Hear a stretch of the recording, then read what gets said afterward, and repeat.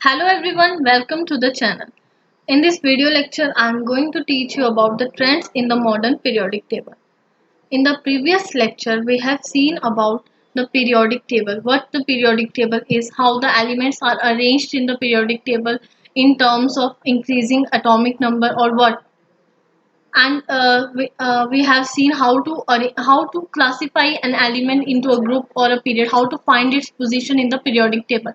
Now in this lecture I will tell you how the properties of elements change when we go across a period or along a group. Now the properties which we are going to discuss in this video are valency, atomic size and metallic character. In properties को discuss करने से पहले हम पहले देखेंगे ये होती क्या है, इनकी डेफिनेशन देखेंगे, बाद में देखेंगे कि कैसे वेरी करती हैं ये properties in a periodic table, in along a period, along a group. सबसे पहले आती है आपकी valency. Valency can be defined as the number of electrons gained और lost by an element to complete its outermost shell. कितने electrons element gain करेगा या फिर लूज करेगा अपने आउटर मोस्ट शेल को कंप्लीट करने के लिए। एग्जांपल ले लें जैसे कि सोडियम की। सोडियम का एटॉमिक नंबर है 11, इसकी इलेक्ट्रॉनिक कॉन्फ़िगरेशन है 281। आउटर मोस्ट शेल में इसके कितने इलेक्ट्रॉन्स आ गए? 1। अब आउटर मोस्ट शेल जो है इसको कंप्लीट करना है। कंप्लीट करने के लिए इसको आउटर मोस्ट शेल में 8 इलेक्ट्रॉन्स चाहिए। या तो ये इस शेल में 8 इलेक्ट्रॉन्स करने के लिए ये 7 इलेक्ट्रॉन्स गेन करे, या तो एक इलेक्ट्रॉन लूज कर दे, तो आउटर मोस्ट शेल जो है आपका ये सेकंड शेल बन जाएगा। इसमें 8 इलेक्ट्रॉन्स पहले से हैं, तो ये क्या करेगा? या तो ये 7 इलेक्ट्रॉन्स गेन कर सकता है या तो ये एक इलेक्ट्रॉन लूज कर सकता है। अब 7 इलेक्ट्रॉन्स गेन करने के लिए ज्यादा एनर्जी चाहिए एज कम्पेयर टू एक इलेक्ट्रॉन लूज करने के लिए, इसलिए ये प्रेफर करेगा कि ये एक इलेक्ट्रॉन लूज करे। इसलिए सोडियम जो है वैलेंसी शो करता है इक्वल टू 1। नेक्स्ट हम क्लोरीन की एग्जांपल देखें तो क्लोरीन का एटॉमिक नंबर है 70। इसकी इलेक्ट्रॉनिक कॉन्फ़िगरेशन देखें तो इट इज 287। अब आउटर मोस्ट शेल में कितने इलेक्ट्रॉन्स है? 7। अब या तो ये एक इलेक्ट्रॉन गेन करे या तो 7 इलेक्ट्रॉन्स लूज कर दे। अब 7 इलेक्ट्रॉन्स लूज करने में एज कंपेयर टू एक इलेक्ट्रॉन गेन करने में ज्यादा एनर्जी लगेगी, इसलिए क्लोरीन क्या करेगा? एक इलेक्ट्रॉन गेन करेगा। तो chlorine will also show valency of 1। अब कार्बन की बात करें तो कार्बन का एटॉमिक नंबर है 6, इसकी इलेक्ट्रॉनिक कॉन्फ़िगरेशन है 24। अब इसके आउटर मोस्ट शेल में 4 इलेक्ट्रॉन्स है, या तो ये 4 इलेक्ट्रॉन्स लूज कर दे या 4 गेन कर दे। दोनों चीजों में इसको एनर्जी ज्यादा ही लगेगी। अब कार्बन क्या है? कार्बन क्या करता है? It will share these 4 electrons with another element. अगर ये इन 4 इलेक्ट्रॉन्स को शेयर करेगा तो इसके आउटर मोस्ट शेल में 8 इलेक्ट्रॉन्स बन जाएंगे। तो कार्बन शो करता है 4, वैलेंसी इक्वल टू 4। हम नेक्स्ट वीडियो में देखेंगे कि कोवलेंट बॉन्ड क्या होता है, इलेक्ट्रोवैलेंट बॉन्ड क्या होता है। कार्बन जो है कोवलेंट बॉन्ड ही बनाता है बाकी सारे एलिमेंट्स के साथ, क्योंकि it will share the electrons with other element. Sharing, अगर जहां भी शेयरिंग ऑफ इलेक्ट्रॉन्स होगी वहां पर जो है आपका बॉन्ड बनेगा, it will B covalent bond. अब हम देखते हैं। अब ये तो चलो ठीक है कि वैलेंसी है कि एलिमेंट गेन करेगा या फिर लूज करेगा, तो उसकी एलिमेंट की इतनी वैलेंसी आ गई, 1 आ गई, 2 आ गई, सो ऑन। अब एलिमेंट को क्या जरूरत पड़ गई गेन करने की इलेक्ट्रॉन्स या फिर लूज करने की? In order to become stable, element को स्टेबल होने के लिए इलेक्ट्रॉन्स गेन करने पड़ते हैं या फिर लूज करने पड़ते हैं। अगर एलिमेंट की कंप्लीट वैलेंस कॉन्फ़िगरेशन होगी तो इट विल बी स्टेबल। अगर कंप्लीट वैलेंस कॉन्फ़िगरेशन हो तो एलिमेंट जो है आपका स्टेबल होगा। जैसे कि हम नोबल गैसेस की एग्जांपल ले लें। नोबल गैसेस की वैलेंस शेल इलेक्ट्रॉनिक कॉन्फ़िगरेशन देखें तो it will be complete shell. So that's why noble gases are stable. इतनी रिएक्शन शो नहीं करती नोबल गैसेस। हालांकि यहाँ अभी साइंटिस्ट ने जिनॉन वगैरह की डिफरेंट रिएक्शंस करवाई हुई हैं और जिनॉन के आपको कंपाउंड्स भी मिलते हैं, लेकिन जनरल सेंस में देखा जाए तो noble gases do not react. क्यों रिएक्ट नहीं करती? क्योंकि इनकी कंप्लीट वैलेंस शेल कॉन्फ़िगरेशन होती है। अब किसी भी एलिमेंट को स्टेबल होने के लिए क्या चाहिए? Complete valence shell electronic configuration. इसलिए वो क्या करेगा? या तो इलेक्ट्रॉन्स को लूज करेगा या तो गेन करेगा। अब नेक्स्ट हम देखते हैं वैलेंसी कैसे वेरी करती है अलोंग अ पीरियड। अगर यहाँ पे देख, यहाँ okay, valency first increases from 1 to 4 then decreases from 4 to 1। अगर हम अलोंग अ पीरियड देखें तो वैलेंसी जो है सबसे पहले 1 से लेकर 4 तक इंक्रीज करती है, देन डिक्रीज करती है 4 से 1। थर्ड पीरियड की एग्जांपल ले लें, यहाँ से पीरियोडिक टेबल से आप देख सकते हो, ये है आपका third period. This is first, second and third. Third period में वो एलिमेंट्स आते हैं जिनमें जो लास्ट इलेक्ट्रॉन है वो थर्ड शेल में जाता है। ये आपको मैंने प्रीवियस वीडियो में समझाया हुआ है पूरा, you can watch that video. So third period में आ गया आपका sodium, magnesium, aluminium, silicon, phosphorus, sulphur, chlorine and argon. अगर सोडियम की इलेक्ट्रॉनिक कॉन्फ़िगरेशन देखी जाए तो इट विल बी 281, मैग्नीशियम की 282 आएगी, एल्युमिनियम की 283, सिलिकॉन की 284 एंड सो ऑन, आर्गॉन की 288 आप देख सकते हैं।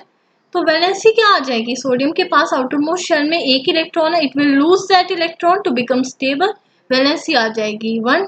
Magnesium will lose 2 electrons in the outermost shell to become stable, so its valency will become 2। अगर सिलिकॉन की बात करें तो it will share these 4 electrons, तो इसकी वैलेंसी आ जाएगी 4। आर्गॉन का देखें तो आउटर मोस्ट शेल में ऑलरेडी 8 इलेक्ट्रॉन्स है, ऑलरेडी ये एलिमेंट स्टेबल है। अब ये स्टेबल है तो इसको क्या जरूरत है इलेक्ट्रॉन्स गेन करने की या फिर लूज करने की, इसलिए इसकी वैलेंसी जो है 0 आ जाएगी। नेक्स्ट हम देखें तो variation of valency along A group. Valency कैसे वेरी करती है अलोंग अ ग्रुप हम देखें तो, अब मैंने एग्जांपल दी है आपकी फर्स्ट ग्रुप की। फर्स्ट ग्रुप, अच्छा मैंने आपको ये भी बताया था कि कैसे आप ग्रुप्स में क्लासिफाई कर सकते हो एलिमेंट्स को।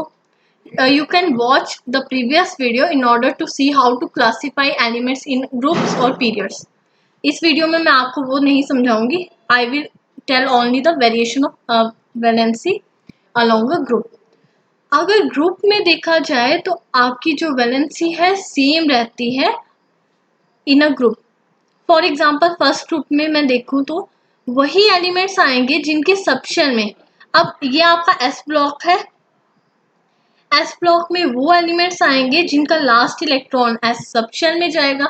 अब S subshell outermost shell में, आउटर मोस्ट शेल में या आउटर मोस्ट सबशेल कह सकते हो, उसमें जितने इलेक्ट्रॉन्स जाएंगे it will give you the group number of electrons in the outermost shell will give you the group number। अगर यहाँ पर मैं hydrogen, lithium, sodium, potassium, rubidium, caesium, francium की बात करूं तो इनमें जो है आउटर मोस्ट शेल में 1 इलेक्ट्रॉन होगा। इसकी आउटर मोस्ट इलेक्ट्रॉनिक कॉन्फ़िगरेशन देखें तो इट विल बी NS1।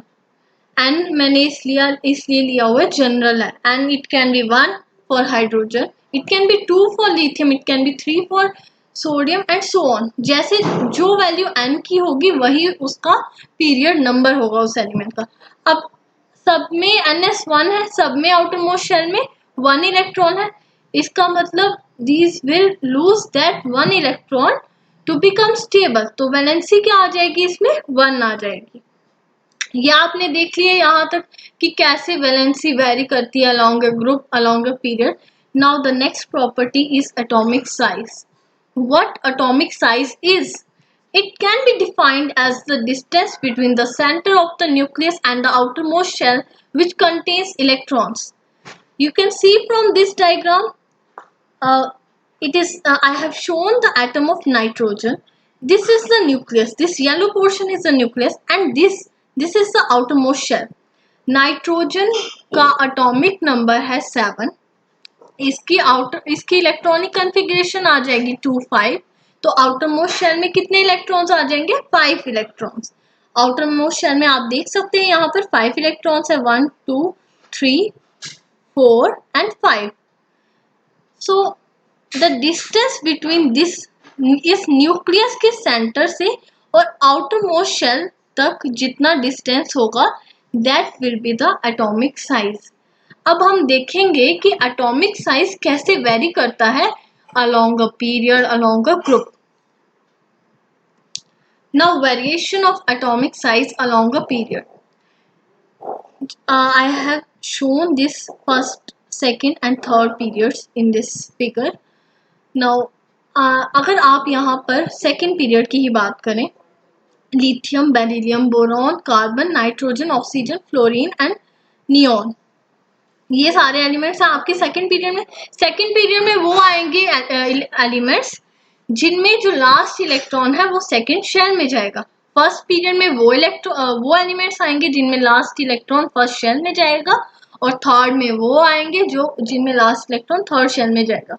अब इस पीरियड में देखें तो जैसे ही हम लिथियम से नियॉन की तरफ जाते हैं तो आपका जो एटॉमिक साइज है वो डिक्रीज होता है। अब डिक्रीज क्यों होता है ये देखेंगे। मैंने कहा कि सेकेंड पीरियड में वो एलिमेंट्स आएंगे जिनमें लास्ट इलेक्ट्रॉन सेकेंड शेल में जाता है, मतलब कि along a period the shell number remains same.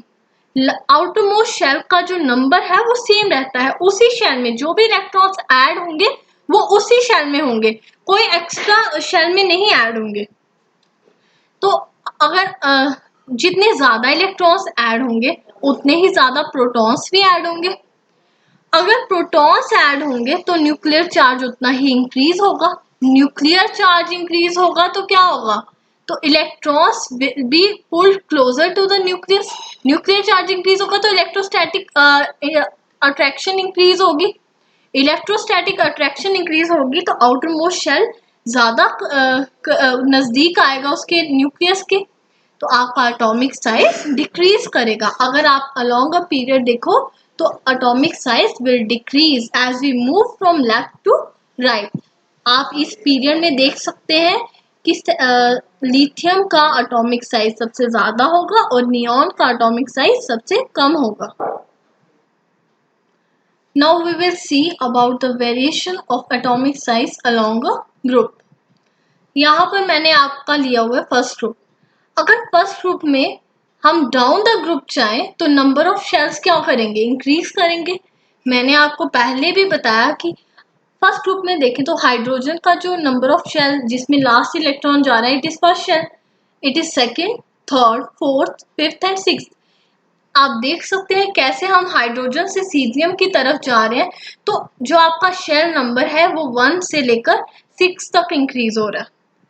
तो नंबर ऑफ शेल्स इंक्रीज हो रहे हैं। अब नंबर ऑफ शेल्स इंक्रीज होंगे तो आपका इलेक्ट्रॉन जो है उतनी ही दूर जाएगा न्यूक्लियस से। आपने डिस्टेंस लेना है न्यूक्लियस के सेंटर से आउटर मोस्ट शेल के बीच में, तो डिस्टेंस भी इंक्रीज होगा। इसका मतलब डाउन द ग्रुप अगर हम जाएं तो एटॉमिक साइज इंक्रीज करेगा। तो आप ये देख सकते हैं पीरियोडिक टेबल में, आप ये जनरल में आप देख सकते हैं कि किस एलिमेंट का सबसे ज्यादा एटॉमिक नंबर होगा। अगर मैं अलोंग अ पीरियड में देखूं तो ग्रुप 1 के जो एलिमेंट्स होंगे उनका एटॉमिक साइज सबसे ज्यादा होगा, क्योंकि along a period atomic size decrease करता है। तो इसका मतलब second, third and so on जितने भी ग्रुप्स हैं उनका एटॉमिक साइज फर्स्ट ग्रुप के एलिमेंट से कम होगा। इसका मतलब जो भी आपके हायर एटॉमिक साइज के एलिमेंट्स होंगे वो फर्स्ट ग्रुप में आएंगे। अगर मैं देखूं ग्रुप 1 में देखा जाए किसी भी ग्रुप में डाउन द ग्रुप जो है एटॉमिक साइज इंक्रीज करता है। ग्रुप 1 में देखा जाए तो एटॉमिक साइज इंक्रीज करता है सीजियम की तरफ, तो सीजियम का atomic size as compared to the previous elements in the group highest होगा। अगर हम पूरे पीरियोडिक टेबल में देखें तो सीजियम का एटॉमिक साइज सबसे ज्यादा होगा। इसी प्रॉपर्टी को यूज किया जाता है फोटो इलेक्ट्रिक सेल्स में। जितना ज्यादा इलेक्ट्रॉन न्यूक्लियस से दूर होगा उतनी ही इजीली हम उस इलेक्ट्रॉन को निकाल सकते हैं। अब एटॉमिक साइज ज्यादा होगा, easily that electron can be removed, उसको एनर्जी उतनी ज्यादा नहीं देने पड़ेगी। इसी से एक और प्रॉपर्टी आती है आगे आयोनाइजेशन एनर्जी, उसको हम यहाँ पर डिस्कस करने नहीं जा रहे हैं। तो हम अगर डाउन द ग्रुप देखें तो सबसे कम आयोनाइजेशन एनर्जी होगी सीजियम की। जितना ज्यादा एटॉमिक साइज उतनी कम आयोनाइजेशन एनर्जी, और जितना कम एटॉमिक साइज उतनी ही ज्यादा आयोनाइजेशन एनर्जी। तो सीजियम की आयोनाइजेशन एनर्जी क्योंकि सबसे कम है, इसलिए caesium is the element that is used in the photoelectric sales.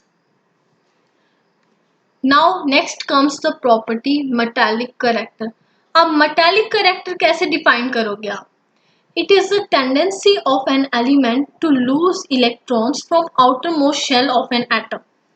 किसी एलिमेंट की टेंडेंसी कि वो लूज करे इलेक्ट्रॉन्स को अपने आउटर मोस्ट शेल से।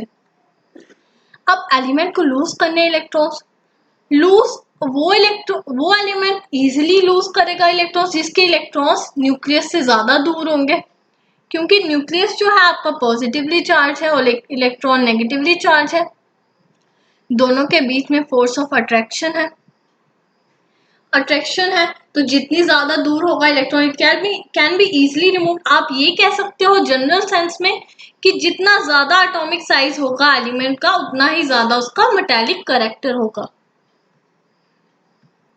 सो in this way metallic character को आप डिफाइन कर सकते हो in terms of atomic size. मतलब आप ये बता सकते हो कोई भी एलिमेंट जो है ज्यादा मेटालिक है क्योंकि उसका एटॉमिक साइज ज्यादा है।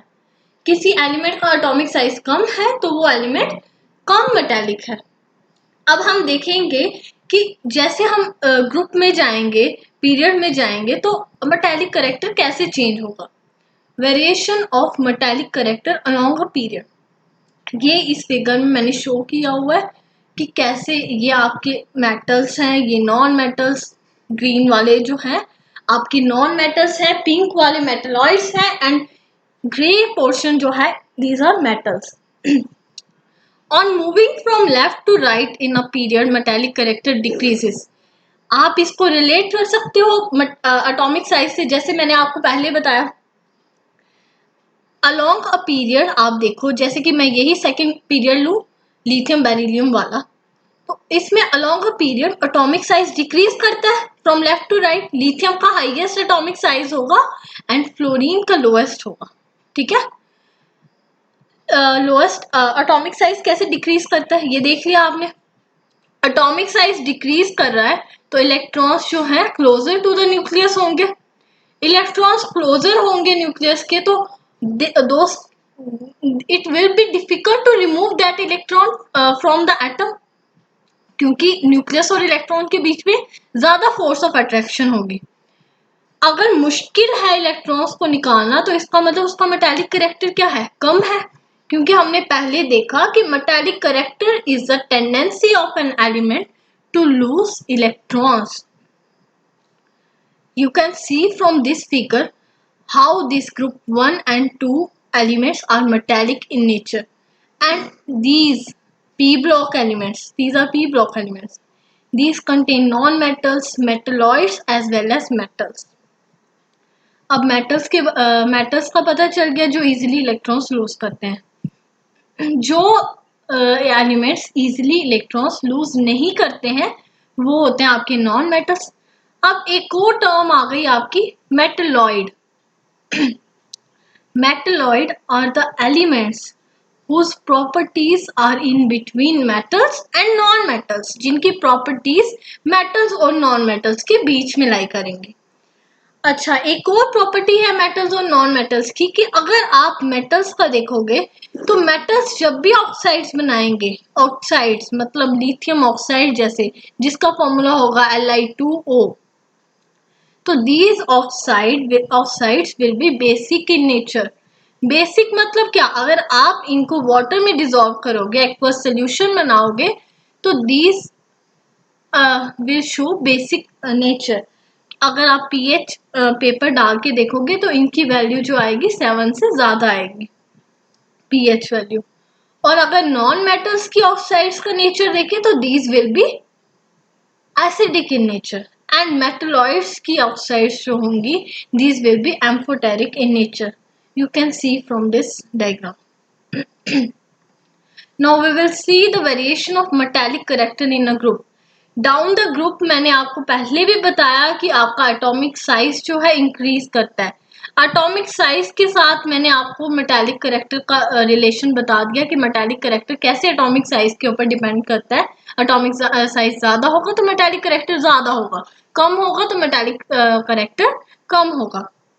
तो डाउन द ग्रुप आप देख सकते हैं एटॉमिक साइज इंक्रीज करता है। तो डाउन द ग्रुप किसी भी ग्रुप में आप देखोगे तो मेटालिक करैक्टर जो है डाउन द ग्रुप इंक्रीज करेगा and along a period metallic character decrease करेगा।